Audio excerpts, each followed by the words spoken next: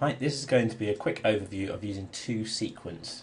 The version that I've got here is part of Purple Mash, and I've logged in and you can see I've got various different options along here to save, etc. So at the bottom I'm going to start with, I've got some acoustic guitars. You can go to bells and chimes. You've got some drums as well. As you can see on here, you can scroll along and find a few more. You have electric guitars, scales, sound effects, etc. So sound effects, you've got things like a bell, as well as various different noises on there. You've also got short clips of music and some violin towards the end. So what you've got in here is I've got a sequence of 12. If I go to new on here, you can see that I can actually choose more. So I'll start with the 12.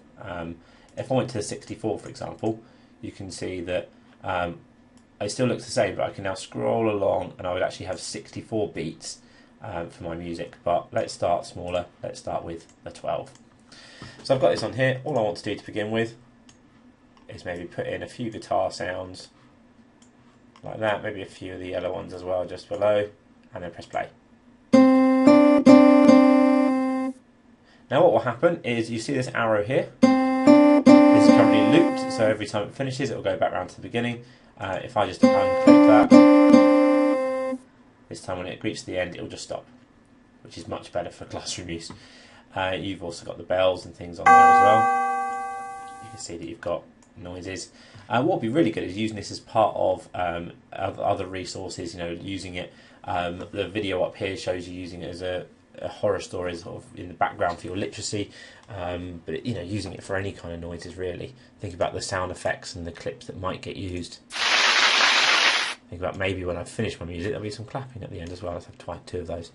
So you can see lots of different noises on there. Once you've done all of this, you can adjust sort of the sounds on here as well. You can play it through, you can change the volume, etc.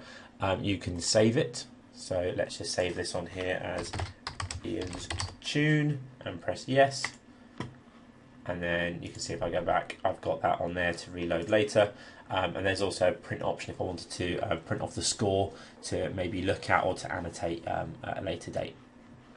Only other thing is if you do want to remove one of those, you can just drag it and put it in the bin down here, or put it anywhere else on the score if you wanted to. So that's 2Sequence. Nice simple way of using some music and using some sound effects to create a piece of music in the classroom.